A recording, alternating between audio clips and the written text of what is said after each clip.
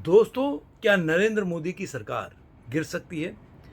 जैसा कि जमाते उल्मा का दावा है कि नरेंद्र मोदी की सरकार गिर सकती है।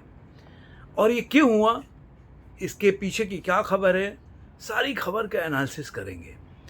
और कि कैसे लोग एक्टिव हैं। जब से 2024 में नरेंद्र मोदी की सरकार बनी है, तब से विपक्षी पार्टी से लेकर जितने भी इंडिया अलायंस के गठबंधन के जो पार्टियां हैं, वो सारे लोग इस बात का दावा करते रहे हैं कि सरकार ज़्यादा दिन तक नहीं चलेगी, गिरने वाली है। कभी वो नीतीश कुमार के साथ अपना फोटोग्राफ्स जो डालकर कहीं नीतीश कुमार से मीटिंग हो उसका फ़ोटो डालते हैं, या उनके सोशल मीडिया पे जितने भी एक्टिव जो सपोर्टर हैं वो लोग इस तरह के फोटोग्राफ्स डालते रहते हैं, इमेजेस डालते रहते हैं, क्योंकि वो जानते हैं कि 293 जो है वो पूरा एनडीए का सीट है। जो एनडीए जीती है सीट, उसमें से 240 बीजेपी का है, बाकी 28 जो सीट है वो बोल सकते हैं नीतीश कुमार और टीडीपी का है। तो हमेशा से वो इस चीज़ का आकलन करते हैं और इसको एनालिसिस करते हैं कि ये जो 28 सीट है वो निकलने वाली है और सरकार गिर जाएगी। लेकिन इस बात को भी देखिए तो आज करीब करीब 4-5 महीना तो हो गए, लेकिन अब ये लोग ठंडा पड़ गए कि सरकार गिर जाएगी। राहुल गांधी के कांग्रेस के कितने भी ऐसे प्रवक्ता हैं, या अगर सोशल मीडिया पर जाएंगे तो सुप्रिया सुले से काफ़ी लोगों ने इस बात की बोला है कि सरकार ज़्यादा दिन तक नहीं चलने वाली है, सरकार गिरने वाली है, अब गिरेगी, बैसाखी की सरकार है। लेकिन कुछ दिनों से बोल सकते हैं, खासकर जब से हरियाणा के चुनाव का परिणाम आया है, तब से ये इंडिया अलायंस के एक घटक शांत हैं। लेकिन अब जमाते उल हिंद जो उलमा के हिंद है, वो ये बात को लेके उठा है कि सरकार हम गिरा सकते हैं। क्या है पूरी खबर, इस पे हम चर्चा करेंगे। खबर ये है कि अमरावती के एक बहुत बड़ा जो बोल सकते हैं कि मौलाना है जमाते उलमा के, उन्होंने अमरावती के जो फजल उल रहमान, उन्होंने ये दावा किया कि उनकी टीडीपी के जो लीडर हैं चंद्रबाबू नायडू, उनसे उनकी बातचीत हो गई है और वो अपने जो यहाँ के महाराष्ट्र के माइनॉरिटी सेल के लोग हैं वो लोग जाके अमरावती में मिले उनसे, और उनसे बातचीत हुई और उन्होंने बोला कि अगर आप मुसलमानों का वोट चाहते हैं तो आपको वक्फ बिल का जो है विरोध करना पड़ेगा। अब वक्फ जो बिल है उसके लिए जेपीसी में चली गई है। आपने कुछ दिन पहले न्यूज़ में आया था कि वहाँ के अंदर बहुत मारपीट हुई, उसमें जगदम्बिका पाल जी जो है उस बोल सकते हैं कि जेपीसी के लीड कर रहे थे, उनके साथ बोतल तोड़ के, और काफ़ी गर्मागर्मी वैसी भी थे, उनमें उनका हाथ में चोट भी आया। तो ये सब चल रहा है। अब वो दावा कर रहे हैं कि हमारी वजह से ये जो है जेपीसी में गई, क्योंकि हमारे दबाव की वजह से। और बात यहीं नहीं रुकी। आप सोचिए कि जमाते उल हिंदमा ने एक मीटिंग बुलाई जो दिल्ली के इंदिरा गांधी स्टेडियम में, काफ़ी लोग आए उसमें अरशद मदनी जो भतीजा हैं महमूद मदनी जो के, इनका अलग अलग अपना बोल सकते हैं कि जमाते उलमा हिंद का अलग अलग पार्ट है, वो दोनों अलग है, लेकिन इस मुद्दे पर दोनों अलग निषाद हैं। और वो दोनों इस बात का, काफ़ी लोग जुटे वहाँ पे, आप वीडियो फोटोग्राफ्स आप सोशल मीडिया में चाहे तो मिल सकता है। दोनों लोग जुट के और एक इस मुद्दे पे है कि वक्फ बिल आएगा तो उसके बाद जिस तरह से आपने देखा होगा सीए के टाइम पे किस तरह से उसको गलत तरीके से मैनिपुलेट करके अपने तरीके से उसको बोला गया था, वही सेम कहानी शुरू हो गया है। किसान आंदोलन में भी सेम हुआ।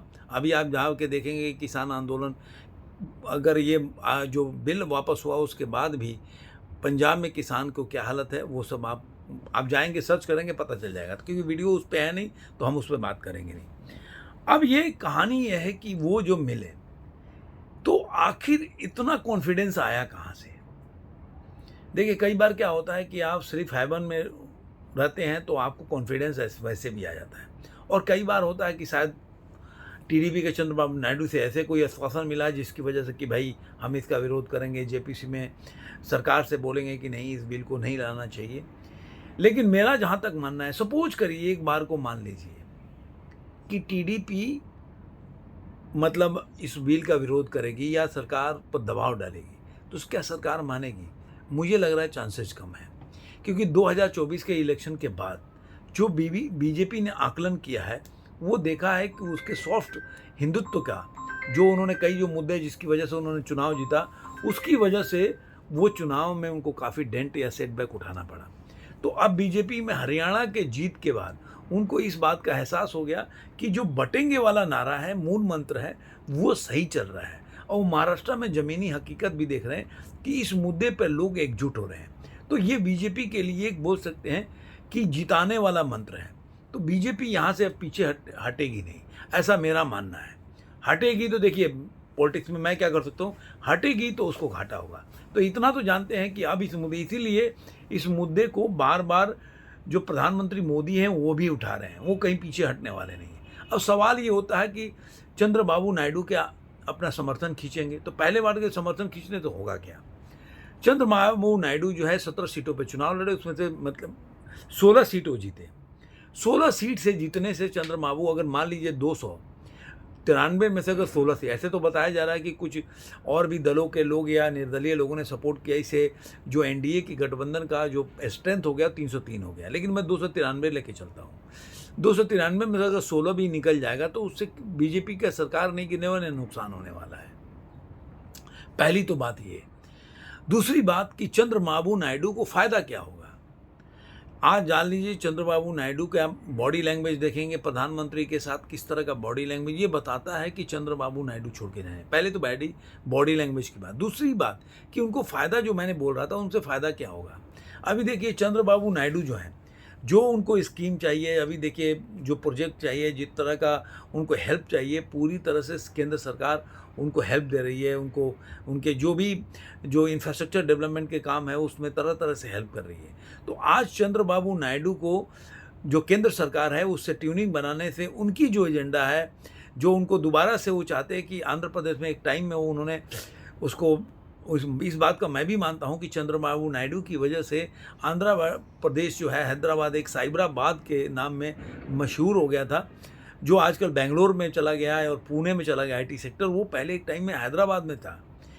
और आपको पता होगा जॉर्ज बुश जब आए थे इंडिया तो सबसे पहले हैदराबाद भी गए थे वहाँ पे, इसीलिए गए थे क्योंकि आईटी सेक्टर से बहुत पढ़े लिखे लड़के, आईटी के बच्चों को चाहिए था। तो अब वो पुराना चीज़ चाहते हैं, इसकी वजह से उनको कोई फ़ायदा नहीं दिखता। और दूसरी बात कि आज के टाइम में ये भी मानते हैं कि इस चुनाव में पूरा सपोर्ट करने के बावजूद भी, मतलब आप बीजेपी के साथ गठबंधन करने के बावजूद भी आप मान के चलिए कि जो भी बीजेपी के साथ गठबंधन करता है उसको मुस्लिम मतदाता वोट नहीं देते, फिर भी वो जीत कर आया है। दूसरा उधर पवन कल्याण है, वो एक अपना बोल सकते हैं कि जो योगी आदित्यनाथ की छवि है या जो हेमंता का छवि है, उस तरह की छवि वो साउथ में लेके उठ रहे हैं। तो कहीं आपको ये लगेगा इस मुद्दे को लेकर, और इसी वजह से आपने देखा होगा जो प्रसाद का मामला था तिरुपति बालाजी में, उस मुद्दे को भी इन्हीं लोगों ने उठाया था।